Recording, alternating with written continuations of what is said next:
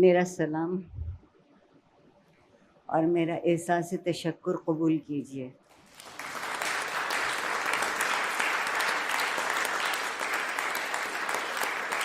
میں عمر کے اس حصے میں ہوں جہاں میں یہ سوچتی ہوں کہ اب کیا چیز مجھے حیران کرے گی۔ آپ سب نے آج مجھے حیران کر دیا۔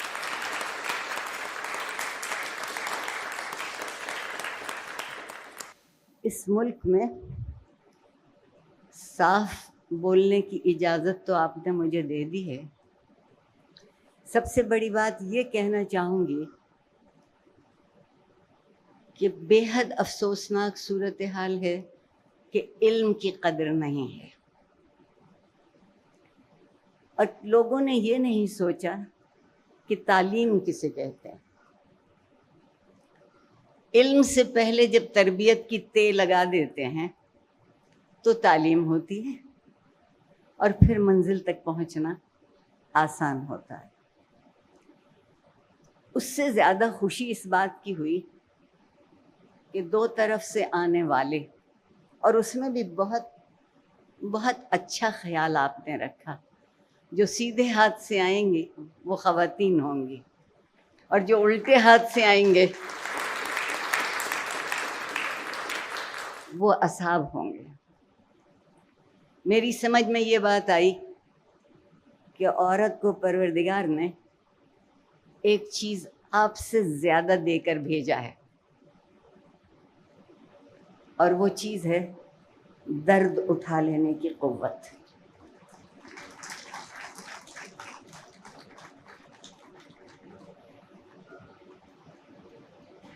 میں نے اپنی دوست سے دو لفظ میمنی کے سیکھے، دہرانا چاہوں گی۔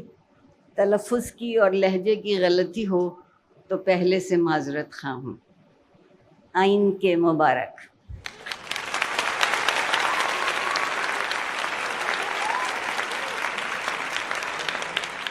وہ دن گئے جب لوگ کہتے تھے کہ زبان یار من ترکی ومن ترکی نمی دانم۔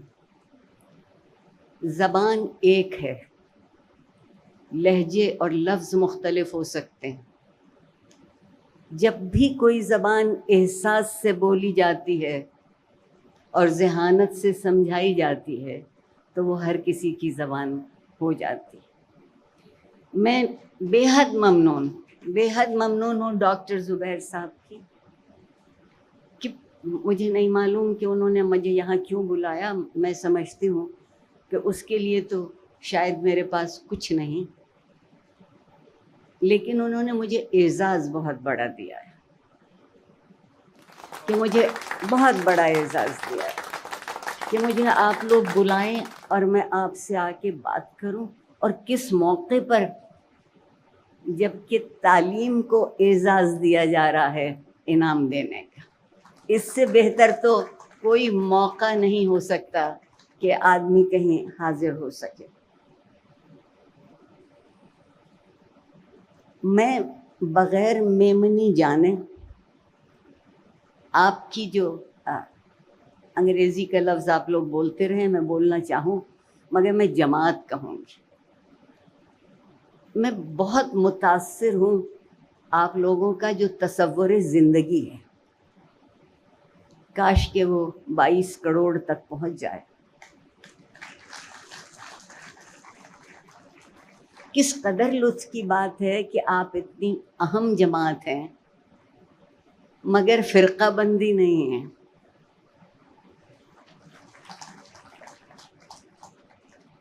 آپ یقین مان لیجئے کہ اس ملک میں آج کل جو ہو رہا ہے اسے تماشا کہنے کو بھی جی نہیں چاہتا کہ لفظ تماشا کی ہتک ہو جائے گی، لیکن جو آپ کر رہے ہیں وہ ایک بہت دیر پا سفر ہے۔ میں ہمیشہ سمجھتی ہوں، اور میں نے اپنے دل کو ہمیشہ سمجھایا کہ عارفہ سیدہ تم ماؤنٹ ایورسٹ پر نہیں چڑھ سکتی، اس بات کو قبول کر لو، لیکن ایک قدم ضرور اٹھا سکتی ہو۔ آپ لوگ وہ قدم اٹھا رہے ہیں جس پر کہ منزلیں خود چل کے آپ کے پاس آتی ہیں۔ میرے نزدیک علم کی کوئی منزل نہیں ہے۔ اگر علم کی منزل ہو جائے تو ہم سب رک جائیں گے، اور میں ان تھوڑے سے دیوانے لوگوں میں سے ہوں جو یہ سمجھتے ہیں کہ منزل پر تو تھکنے والا پہنچتا ہے، سفر کرنے والا نہ تھکتا ہے۔ اور مزے کی بات یہ ہے کہ جب لوگ اس کو چلتے دیکھتے ہیں تو کارواں خود بخود بنتا چلا جاتا ہے۔ آپ کے یہاں جو ایک محترم نے جنہوں نے بہت اچھی میزبانی کی ہے آج کی تقریب کی، انہوں نے میرا ایک جملہ دہرایا تھا، میں ان کی بہت ممنون ہوں، لیکن اس ممنونیت سے پہلے میں ایک معذرت کرنا چاہتی ہوں۔ انہوں نے جو شعر پڑھا وہ لمز یونیورسٹی کی تقریر میں نے پڑھا تھا، اور مجھ سے وہاں غلطی ہو گئی تھی۔ غلطی یہ ہوئی تھی کہ میں نے شاعر کا نام صحیح نہیں لیا۔ اس کو میں نے اسی وقت غلطی کو مانا بھی، مگر پاکستان کی روایت کے مطابق جو تقریر آپ تک اس میں پہنچی، میری غلطی آپ تک نہیں پہنچی، نہ اس کی معذرت پہنچی۔ کیا اچھا شعر ہے اقبال عظیم صاحب کا، اس میں آبادی کا لفظ غلط ہے، اقبال عظیم صاحب کا، کہ بدلنا ہے اگر تو رندوں سے کہو اپنا چلن بدلیں، فقط ساقی بدل جانے سے میخانہ نہ بدلے گا۔ یہ میخانہ بدلنے والے میرے دونوں ہاتھوں کی طرف میرے مستقبل کی حفاظت کرنے بیٹھے۔ میں تو اپنا ماضی ہوں، خوشی یہ ہے کہ یہ میرا مستقبل ہے۔ اور آپ کبھی سوچئے گا، بہت عام سی بات کہہ رہی ہوں، کہ پہلی جو پروردگار کی وحی ہے، جب وہ پہلی دفعہ میرے آقا سے خطاب کرنا چاہتے ہیں تو کچھ نہیں کہتے سوائے اس کے کہ اقرا، پڑھ۔ جاننے کے لیے پڑھنا ضروری ہے۔ جو پڑھتا نہیں وہ جانتا نہیں۔ یاد رکھیے گا کہ اس ملک میں نمایاں ہونے کے لیے تکبر اور غرور بہت، لیکن معاشرے میں جو چیز ثابت قدم بناتی ہے وہ عاجزی ہے، اور جو عاجز ہوتا ہے وہ خود کو کبھی مکمل نہیں جانتا۔ اور اس سے بڑی خوشی یہ ہے کہ دونوں طرف کے نمائندوں میں کوئی کمی نہیں تھی، ایک نسبت اور توازن موجود ہے، لڑکیوں میں بھی اور لڑکوں میں بھی۔ میں دھورا جی یوتھ سروس فاؤنڈیشن کو مبارکباد دیتی ہوں کہ انہوں نے لڑکیوں کی عقل ان کے ٹخنوں سے اوپر دیکھ لی، ورنہ تو تصور یہ ہے کہ ہماری عقل ٹخنوں میں ہے۔ اور آپ سب سے معذرت کے ساتھ ایسے اصحاب سے میں ایک سوال پوچھتی ہوں کہ جب آپ کو دوسروں کی عقل ٹخنے میں نظر آ رہی ہے تو آپ کی اپنی عقل کہاں ہے؟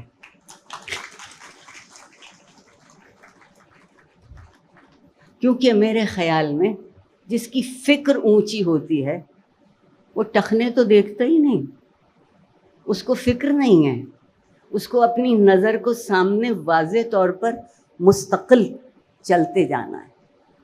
ایک بات آپ یہ بھی سمجھیں گے کہ ہم یہ سمجھتے ہیں کہ ہم نے اگر دوسرے کو پسپا کر دیا، دوسرے کو کمتر ٹھہرا دیا تو ہم بہت بڑے ہیں۔ خدا نہ خواستہ اگر آپ پر وہ کڑا وقت گزرتا ہے جب آپ اس ملک کے مذہبی رہنماؤں کو یا سیاسی رہنماؤں کو سن لیں تو وہ زبان بولتے ہیں جو صرف خدا کو زیب دیتی ہے۔ تکبر انسان کا حصہ ہو ہی نہیں سکتا، ہو ہی نہیں سکتا۔ میں ہمیشہ کہتی ہوں اور آپ کو بھی آج بتا جاؤں گی کہ میرے 3 عشق ہیں، لیکن میں اپنے نوجوان ساتھی کو یہ بتانا چاہوں گی کہ جن کا ذکر انہوں نے کیا میں ان کی محبوبہ نہیں تھی، وہ میرے محبوب تھے۔ اور اس بات میں بڑا فرق ہو جاتا ہے۔ مجھ سے اکثر لوگ یہ بھی پوچھتے ہیں کہ آپ جنرل ضیاء الحق کو اپنا محبوب کیوں کہتے ہیں؟ میں نے ان سے کہا کہ ایک دفعہ کوئی سی بھی اردو غزل ذرا غور سے پڑھ لیجئے گا۔ محبوب وہ ہے کہ جو کہے وہ کرتا نہیں، جو وعدہ کرے وہ پورا نہیں ہوتا، اسے اپنی زبان کا پاس نہیں ہوتا، اور وہ بہانے ڈھونڈنے میں ہمیشہ خدا کو درمیان میں لے آتا ہے۔ دیکھیے ہماری زبان بندی اس سے زیادہ کبھی کہیں نہیں جا سکتی جب آپ خدا کا حوالہ دینے لگیں، پھر ہم خاموش ہو جاتے ہیں، کیونکہ اگر اس بات کا جواب دیتے ہیں تو ان کے ہاتھ میں ایک بڑا زہریلا ہتھیار ہے جسے وہ بلاسفمی کہتے ہیں۔ کم علمی کی انتہا ہے۔ پہلی بات تو یہ کہ ہم میرے خدا اور میرے رسول اور تمام اکابرین اس مرحلے سے بالکل جدا ہیں، اور جو غلطی نہیں کر سکتا تکبر اسی کو زیبا ہوتا ہے، اور جو غلطی کر سکتا ہے اور کچھ نہیں کرتا ہے صرف تکبر کرتا ہے، تو میں نے سنا ہے کہ خالی برتن گونجتے بہت۔ آج جو آپ کے درمیان آ کے ایک بات پتہ چلی، اور کس قدر صاحب دل، صاحب احساس اور صاحب استطاعت لوگ یہاں آتے رہے، مجھے ان کے چہرے کی نرمی سے ان کے ارادے کی پختگی نظر آتی تھی۔ ہم بیکار ہیں اگر یہ ہمارے دونوں ہاتھ کسی کے لیے بڑھتے نہیں۔ ہم نے کیا سوچا ہے کہ یہ ہاتھ صرف طلب کے لیے ہیں؟ میرا خیال ہے کہ یہ ہاتھ صرف دینے کے لیے ہے۔ کچھ بھی دے دیجئے، ایک اچھی بات کہہ دیجئے۔ میرے آقا نے کہا تھا کہ اگر تم کسی کے لیے کچھ نہ کر سکو تو مسکرا کے دیکھ لیا کرو، یہ بھی احسان ہے۔ ہم اتنا چھوٹا سا احسان بھی نہیں کر سکتے۔ اور میری ایک اور گستاخی، آپ پڑھے لکھے لوگ معاف کیجیے گا، کہ جو ہمارے یہاں بزوں میں خود بہت بڑے لوگ ہیں، وہ ایک دوسرے سے وہ سوال کرتے ہیں جو خدا ہم سے کرے گا۔ تمہارا مذہب کون سا ہے؟ تمہارا عقیدہ کیا ہے؟ تم نماز کیسے پڑھتے ہو؟ شلوار کی لمبائی کتنی ہے؟ اب یقین مانیے مجھے ڈر بھی لگتا ہے مگر ہنسی آتی ہے کہ کیا پروردگار کسی یونیفارم کا پابند ہے؟ اس نے کہا تھا کہ تمہارا صرف ایک لباس ہونا چاہیے، کہ تم اپنے لیے ایک مالک تسلیم کرو اور اس مالک کی خدمت اس طرح کرو کہ تم صرف مخلوق کی خدمت کر سکتے ہو۔ جو مخلوق کی خدمت کرتا ہے دراصل وہ خالق کی خدمت کرتا ہے۔ مجھ سے نام مت پوچھیے گا، میری زندگی میں بہت لطف کی بات ہوتی ہے جب میری ملاقات ملا یا مذہبی عالم سے ہوتی ہے۔ وہ پہلے ہی مجھے راندہ درگاہ سمجھتے ہیں، اور ان کے مجھ پر 3 اعتراض ہیں۔ آپ کے بال کٹے ہوئے ہیں، اس کا میں نے ان سے کہا تھا کہ عقل نہیں کٹی۔ دوسرا، آپ انگریزی بولتی ہیں، اور تیسرا، آپ عورت ہیں۔ یہ سب سے بڑی گالی ہے میرے لیے۔ میں نے ان سے کہا کہ آپ کا اپنی پیدائش کے متعلق کیا خیال ہے؟ خفا ہو گئے، کیا مطلب ہے آپ کا؟ میری ماں ہے۔ میں نے کہا واقعی؟ کہنے لگے ہاں۔ میں نے کہا تو ان کی صنف کیا ہے؟ بولے عورت۔ کمال کی بات یہ ہے کہ آپ اس کو بھی بھول جاتے ہیں۔ تعلیم ان تمام بھولی ہوئی چیزوں کو یادداشت میں واپس لانے کا نام ہے جو آدمی کو انسان بناتی ہے۔ میں ہمیشہ یہ کہتی ہوں کہ پروردگار کی تمنا یہ تھی کہ ہم اخلاقی ہو جائیں۔ آج یہاں جتنے لوگ آئے ہیں، جی پی اے جو ہے وہ 3.8 7 3.9 4.4، مجھے رشک آ رہا تھا کہ میں آپ کے ساتھ طالب علم کیوں نہ ہوئی، یہاں اس اعزاز سے کھڑی ہوتی کہ یہ ایک محنت، دیانتداری کی محنت، ایک احسان مندی کی محنت، اور وہ رنگ لاتی ہے۔ میں بہت مبارکباد آپ کو دیتی ہوں۔ اس ملک میں مجھے یہ بھی لگتا ہے کہ غریب بہت کم ہیں اور امیر بہت زیادہ ہیں، مجھے لگتا ہے جس طرح کی لوگ باتیں کرتے ہیں۔ میرے خیال میں امیر وہ ہوتا ہے جس کا ذہن آرزو سے خالی نہ ہو اور جس کا دل احساس سے خالی نہ ہو، اس جیسا امیر تو کوئی ہوتا ہی نہیں۔ میرا جملہ ان میرے محترم نے یہ بھی دہرایا تھا کہ میں کہتی ہوں کہ زندگی روزگار کے لیے نہیں بسر کی جا سکتی، ہاں زندگی کو روزگار چاہیے۔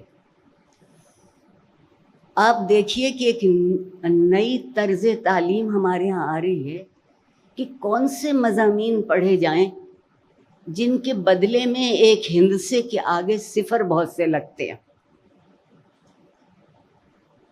میں ہمیشہ کہتی ہوں کہ ہندسہ ہٹا لیجئے تو صرف صفر رہ جائیں گے۔ تو اس چیز کے پیچھے دوڑنا جو مجھ سے میرا احساس اور میری آرزو چھین لے، میرے جانور سے بھی نیچے ہونے کی دلیل ہے۔ ایک اور بات بھی آپ نوجوانوں سے خاص طور پر کہوں گی کہ میں ایک عجب دیوانہ شخص ہوں، اپنے رب سے دعا کرتی ہوں کہ میری ساری خواہشیں پوری مت کر دینا، میری ساری آرزوئیں پوری مت کر دینا۔ میرے دوست مجھ پر حیران ہوتے ہیں اور کہتے ہیں، بلکہ ایک دوست انگریزی میں کہتی ہیں، Arifa when will you get rid of this romanticism؟ اور میرا جواب ہوتا ہے کہ جو میری سانس آخری ہوگی تب تک تو یہ موجود ہے۔ اور خدا سے جب یہ دعا کرتی ہوں کہ میری آرزوئیں پوری مت کر دینا، تو ایک بہت بڑی آرزو کے پورا ہونے کی امید کرتی ہوں۔ اگر میری ساری آرزوئیں پوری ہو گئیں تو مجھے بے چین کیا چیز رکھے گی؟ اور اگر میں بے چین نہیں ہوں تو میں درد کیسے محسوس کروں گی؟ اور اگر میں درد نہیں محسوس کر پائی تو میرا ذہن تو مفلوج ہے۔ سب کچھ اپنے لیے مانگنے میں کوئی لطف نہیں ہے، بانٹ لینے میں لطف ہے، شریک کر لینے میں لطف ہے۔ اچھا، بانٹنا اور تکلیف کرنا ہم کیوں بھول گئے؟ پھر میرے محبوب کا ذکر آتا ہے، وہ ہمیں ایک ایسا تحفہ دے گئے ہیں کہ میں اپنے تمام نوجوانوں سے معافی کی بات کہتی ہوں کہ تیسری نسل میری آنکھوں کے سامنے برباد ہو رہی ہے۔ کیکر لگا کے کبھی کسی نے پھول نہیں توڑے، اور کیکر تو اگتا بھی بہت جلدی ہے۔ گلاب کا پودا لگا کے دیکھیے تو اگر صحیح نسلی گلاب ہے تو 3 سال سے پہلے اس میں کلی نہیں آئے گی۔ وہ مجھ سے اور آپ سے ایک محبت، ایک مشقت، ایک محنت چاہتا ہے۔ اور کس قدر خوشی ہوتی ہے جب آپ کے ہاتھ کے لگائے پودوں سے کلیاں پھوٹتی ہوں. میں پھر مبارکباد دیتی ہوں. میرے نزدیک آپ سب سے کیا مجال کہ میں خطاب کروں، ان نوجوانوں سے کچھ کہہ سکتی ہوں. آپ نے ایک منزل پر ایک قدم طے کیا ہے، مت سمجھیے گا کہ منزل طے کر لی.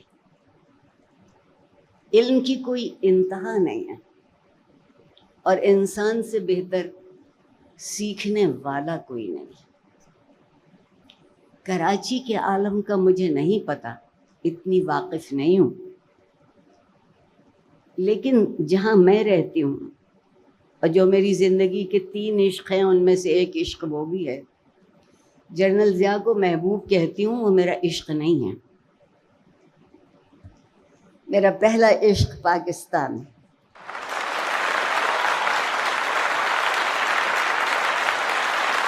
میرا دوسرا عشق اردو ہے، اور میرا تیسرا عشق، معاف کر دیجیے گا، لاہور ہے. لاہور سے عشق کرنے میں بھی دونوں چیزیں شامل ہیں، پاکستان بھی ہے اور اردو بھی ہے. آپ کے یہاں دیکھیے کہ کس قدر انعامات، اور جو چیز میرے دل پر مسلسل نقش کرتی رہی وہ اس انعامات کی تقریب کی تنظیم تھی. کس قدر منظم طریقے سے لوگ آتے گئے، اپنا انعام پاتے گئے، اور میں ان کے ظرف کی داد دیتی ہوں. دل میں تو ان کے لڈو پھوٹ رہے ہوں گے، مگر وہ جس وقار سے انہوں نے اس کو وصول کیا اور جس تکریم سے وہ نیچے گئے، وہ اپنی جگہ کہتے تھے کہ عارفہ تعلیم اس کو کہتے ہیں.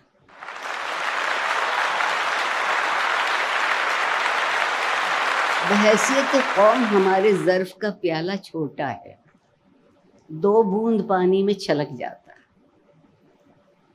اور یہ صرف میرا تجربہ نہیں ہے، آپ کا بھی ہوگا. ان لوگوں نے یہ ثابت کیا کہ ظرف بڑا ہے، قطرے کم ہیں، اور کی طلب ہے، اور کی طلب کو جاری رکھیے. میں آپ سے یہ بھی عرض کروں گی دونوں طرف سے کہ میں بڑی شعوری کوشش سے استاد بنی تھی. لوگ مجھ سے کہتے تھے وہ تم، اس وقت سی ایس پی کہلاتا تھا، سی ایس ایس. میں قبل از مسیح کی نسل سے ہوں، یہ یاد رکھیے گا. تم سی ایس پی نہیں کرو گی؟ اور پھر ایک وقفہ لے کے بہت سوچنے کی بات کہتے تھے، اردو میں ایم اے والے کرنے والے لوگ کچھ کر نہیں سکتے.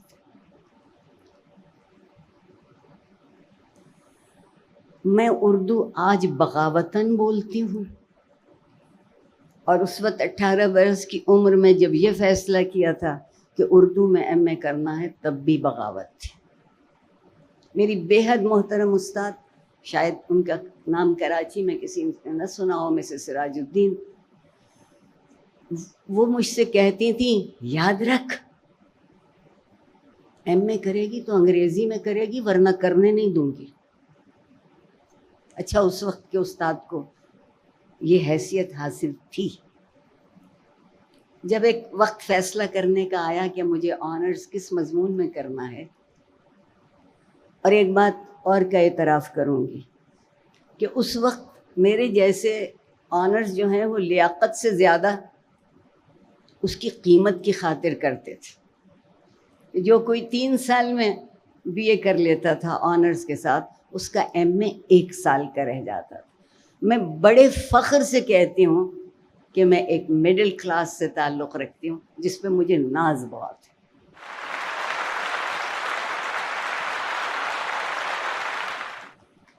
بڑی مشکل سے انہوں نے اجازت دی، اور بہت برا بلا بھی کہا، دماغ خراب ہو گیا ہے، پاگل ہو گئی. میں نے کہا حضور یہ ایک تھوڑی سی گہری بات ہے، اور گہری بات یہ ہے کہ میرا فکری ورثہ، میرا تہذیبی ورثہ میرا ایک دوسرے سے میل ملاقات کا ورثہ اردو میں ہے اور کہیں نہیں. اردو پڑھ لی تو پھر اب بغاوتاً اردو اس لیے بولتی ہوں کہ زبان غیر سے شرح آرزو نہیں ہوتی. کاش مجھے میمنی آتی ہوتی تو میں اردو بھی نہ بولتی.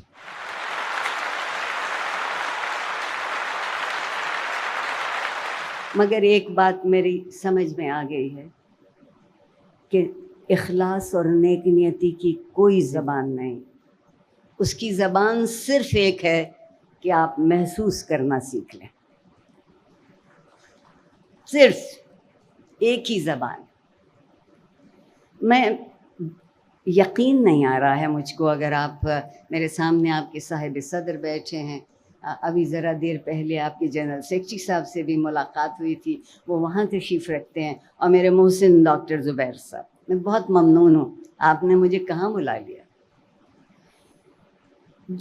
جو بات میری سمجھ میں آتی ہے کہ کیسا اچھا خیال ہے. 100 لوگوں تک پہنچنا مشکل ہو سکتا ہے، 25 تک پہنچنا آسان. اگر ہم میں سے سب لوگ 25 کر کے 100% تک پہنچنے لگیں تو پاکستان وہ ہو جائے گا جس کا خواب میرے لیڈر، میرے راہبر، میرے ہیرو محمد علی جناح نے دیکھا تھا. مجھے رنج یہ ہے کہ یہ پاکستان جنرل ضیاء الحق کا پاکستان ہو گیا، ہوتا جاتا ہے، اور جناح کو ہم بھولتے جاتے ہیں. ہم ویسے محسن کش قوم ہیں. جو ہم پہ احسان کرتا ہے اس کو ہم کبھی یاد نہیں کرتے. میرے مولا علی نے بہت پتے کی بات کہہ دی تھی کہ جس پر احسان کرو اس کے شر سے بچو. تو جب ہم یہ بدلہ دیتے ہوں احسان کا، یاد اتنی سی بات آپ سے کہی جاتی ہے، اور میں نہیں کہہ رہی ہوں، پروردگار نے کہا ہے کہ وہ کبھی کسی کی محنت کو رائیگاں نہیں کرتا. ہمارے ہاں عام طور پر اب محنت اس طرح ہوتی ہے، وہ قائد اعظم کرتے ہیں ہماری طرف سے. پہلے معمولی بات تھی، لوگ ان سرخ رنگ کے سوٹ سے خوش ہو جاتے تھے. پھر ہم نے ترقی کی تو سبز رنگ کے نوٹ سے خوش ہونے لگے. پھر ہم نے مزید ترقی کی تو قائد اعظم کا نیلا سوٹ نظر آنے لگا. اور اب ہم اتنے ترقی یافتہ ہیں کہ براؤن سوٹ بغیر گنتی کی ہتھیلی پہ رکھتے ہیں.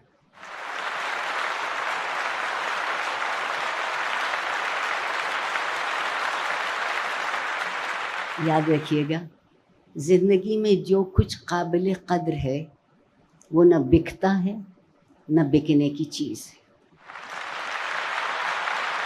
وہ آپ حاصل کرتے ہیں. اور مزے کی بات یہ ہے کہ حاصل کرنے میں لا حاصلی بالکل شامل نہیں ہے.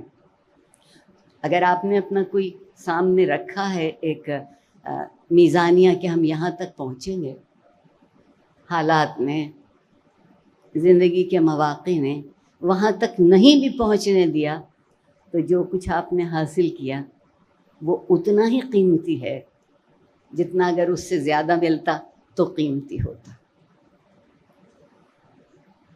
میری بہت لوگوں سے گزارش ہے، آپ کے سامنے صرف دہرا رہی ہوں، کہ میرے نزدیک زندہ رہنے کا مطلب یہ ہے کہ آپ اپنی ذات سے اوپر اٹھ کے جی سکیں.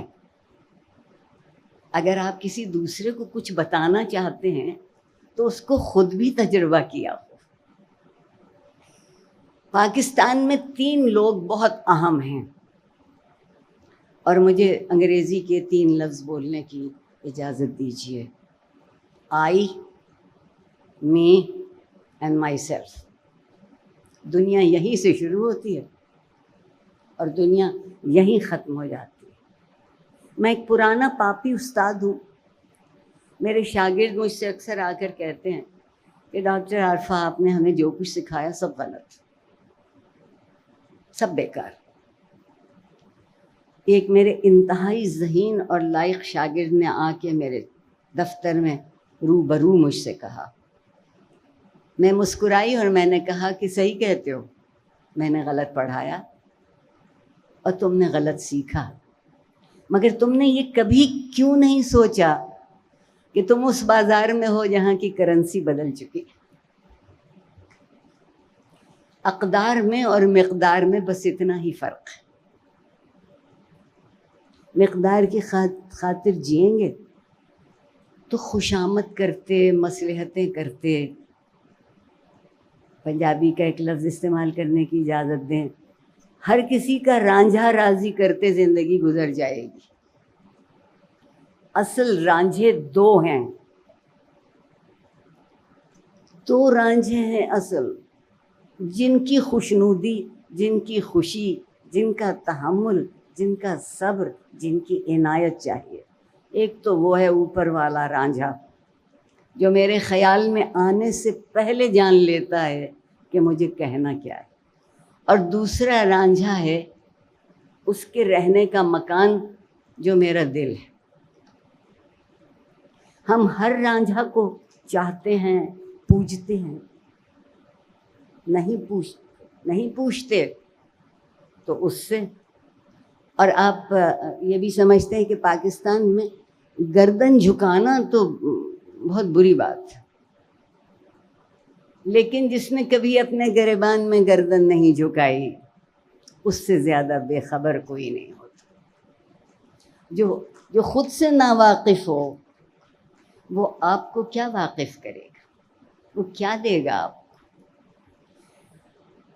اور آپ لوگ آج کل بہت خفا ہیں، بہت صحیح، آپ غصے میں ہیں، بہت صحیح، آپ میں سے بہت سے مایوس ہوتے جاتے ہیں، یہ بھی صحیح، کیونکہ آخر کو ہم انسان ہیں، ہمارا جی چاہتا ہے کہ ہم نے کچھ کیا تھا تو اس کی کچھ تاثیر نظر آئے۔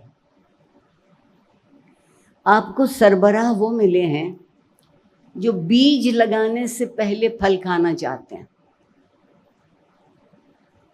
بے حد لطف کی بات ہے کہ اگر پھل کھانا ہو تو ایک نسل بیج لگاتی ہے اور دوسری نسل اس سے فائدہ اٹھاتی ہے، لطف لیتی ہے۔ ہم یہ سمجھتے ہیں کہ یہ ترقی کیسی ترقی ہوئی کہ ہم نے نہیں دیکھا،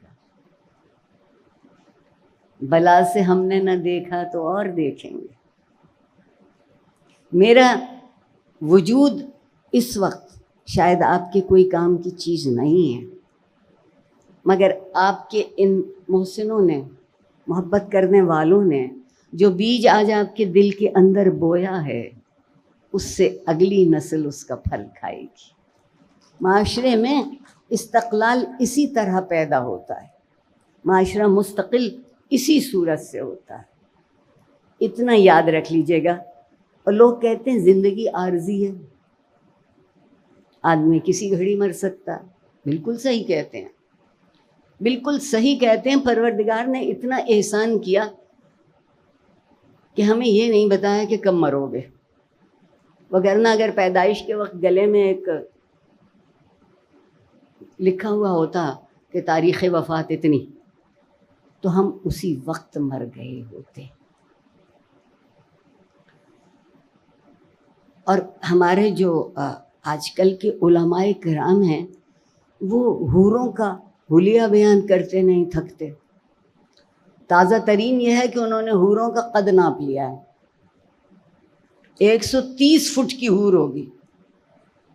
مجھے اپنے پروردگار کے احساس جمال پر ہر فاتح دیکھ کر حد سے زیادہ دکھ ہوتا ہے۔ وہ کہتا ہے کہ میں جمال ہوں اور جو کچھ میں بناؤں وہ جمیل ہے۔ 130 فٹ کی عورت میری سمجھ میں نہیں آتی۔ پھر جب کچھ مردوں نے اعتراض کیا کہ حضور ہم ایسی جنت میں کیا کریں گے، تو انہوں نے اپنے دوسرے بیان میں فرمایا کہ جب مرد اس کو خوش آمدید کہنے کو کھڑے ہوں گے تو وہ بھی 130 فٹ کے ہو جائیں گے۔ میں اس بات سے صرف یہ سمجھتی ہوں کہ وہ دنیا جو مادی وجود رکھتی ہی نہیں، اس کو مادی وجود سے ثابت کرنے کی ضرورت لذتیت کے لیے ہو سکتی ہے، نہ تعلیم کے لیے، نہ علم کے لیے۔ آپ تکمیل علم کے بعد جس راستے پر جائیں گے اس میں دشواریاں ہوں گی، لیکن یہ تمام لوگ جو آپ کی زندگی کے ساتھی ہیں، ایک طرح سے میں محاورتاً ساتھی نہیں کہہ رہی ہوں، وہ تو مجازی خدا ہو جاتے ہیں، جنہوں نے آپ کا ہاتھ پکڑا ہے، ساتھ دیا ہے اگلا قدم اٹھانے کے لیے، آپ ان جیسے ہو جائیے گا۔ بس میری آپ سے گزارش اتنی ہے کہ جو آپ کو ملا وہ دوسروں تک پہنچانے کی کوشش کر لیجیے۔ اسی کوشش کو علم کہتے ہیں، اسی کوشش کو تہذیب کہتے ہیں، اور اسی کوشش کو دین کہتے ہیں۔ اگر یہ تینوں چیزیں ایک ہیں تو مجھے اجازت لینے کی گنجائش دیجیے۔ میں آپ کے صبر، آپ کی توجہ، آپ کے شکریہ، آپ کی عنایت اور اس اعزاز کو کہ آپ نے ایک جاہل کو یہاں بلایا، بڑی نوازش، بہت شکریہ۔